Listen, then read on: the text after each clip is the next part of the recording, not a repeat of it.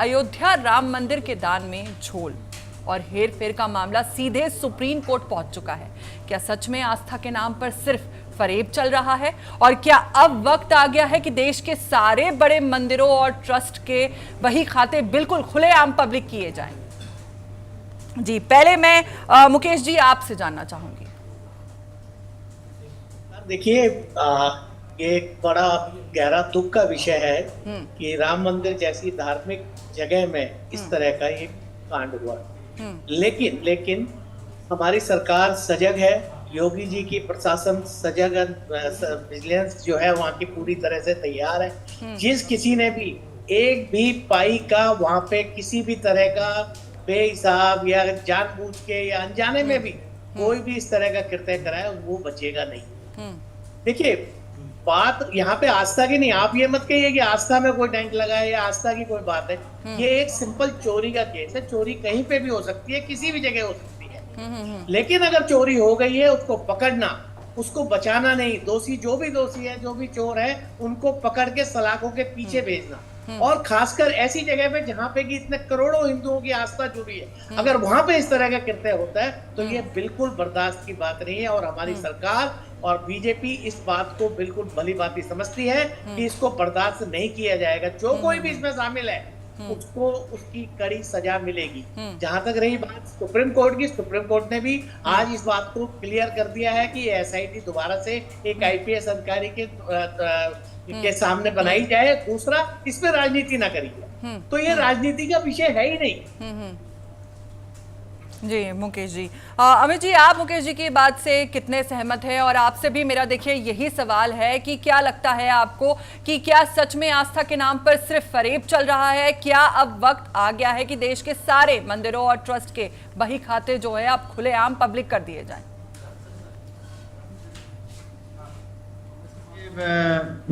बड़ा स्पष्ट है। इस पूरे प्रकरण में मैं बीजेपी के नेता को सुन रहा था। सवाल इस बात का, बहुत बड़ी बात उन्होंने कही और वो बहुत बड़ी बात इतनी हल्की बात है, उसकी अपेक्षा मैं नहीं कर रहा था। उन्होंने दो बातें कही। एक तो कहा कि प्रशासन हमारा जो है, हमारी जो जांच की एजेंसियां बिल्कुल सजग हैं। अरे भाई, आपका प्रशासन और आपकी एजेंसियां इतनी ही सजग रहती तो ये चोरी सालों से हो रही, जब से मंदिर निर्माण हो रहा तब से चोरी हो रही है। ये चोरी नहीं है। ये मंदिर निर्माण के समय से ही शुरू हो गया था। तो ये तो है हाल आपकी जांच एजेंसियों का और आपके प्रशासन की सजगता का। दूसरी बात उन्होंने कही कि इस पे राजनीति नहीं होनी चाहिए, राजनीति मत करिए। अरे भाई, क्या कमाल की बात करते हैं आप। क्या कमाल की बात ये बीजेपी के नेता कर रहे हैं। आपने अपने घोषणा पत्र में राम मंदिर को लेके आप आए थे। तो अमित जी, ये बात तो आज सुप्रीम कोर्ट में भी कही गई है। सुप्रीम कोर्ट में ये कहा गया है कि इस बात पर राजनीति ना की जाए और ये जो पूरा मामला है ये अपराध का मामला है। सुप्रीम कोर्ट ने भी कहा कि राजनीति न किया जाए। जी। तो भी मैं ये बात कहता हूं कि राजनीति क्यों नहीं होगी। आपने राजनीति के एजेंडे में इस मुद्दे को शामिल किया था। आपने राम मंदिर के मुद्दे को राजनीतिक एजेंडे में शामिल किया था, अपने घोषणा पत्र में शामिल किया था।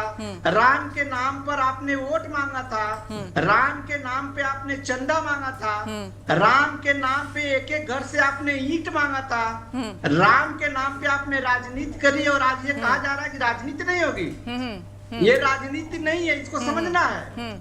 ये जैसे उन्होंने कहा प्रशासन सजग है, जनता अब सजग है, वो सवाल कर रही है पैसा कहाँ है, चोरी कैसे हो गई, चोरी क्यों हुई। और राम मंदिर का सिर्फ मामला थोड़ी है, न जाने कितने मंदिरों से इस तरह के आरोप बार बार आ रहे हैं, कई सालों से आ रहे हैं। और इस चोरी से लाखों करोड़ों श्रद्धालुओं को ठेस पहुंची है। और सबका देखिए, जनता का अब सीधा सवाल यही है कि अब ट्रस्ट पर भी वो कैसे ट्रस्ट करेंगे।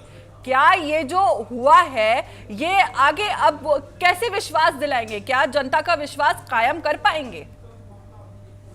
फौजिया जी, बड़ा स्पष्ट है। जनता का विश्वास और श्रद्धालुओं का विश्वास जी कायम कैसे होगा।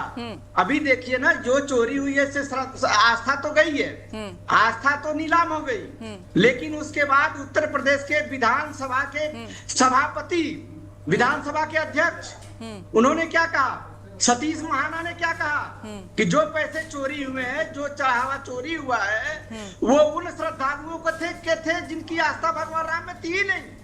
अब आप सोचिए, इनके नेता ये तय कर रहे हैं कि कै रुपए, कितने रुपए, किसी ने 10 रुपए डाला तो उसको भी इन्होंने चिन्हित कर लिया है कि उस आदमी ने जो 10 रुपए डाला था उसकी भगवान राम में आस्था नहीं थी। यानी कि ये श्रद्धालुओं के ऊपर भी सवाल उठा रहे हैं। तो ये बड़ा सवाल है और शर्मनाक है कहीं न कहीं से। देखिए, आज एक तीसरी बात मैं करता हूँ, आज भी चंपत राय को बचाया जा रहा है।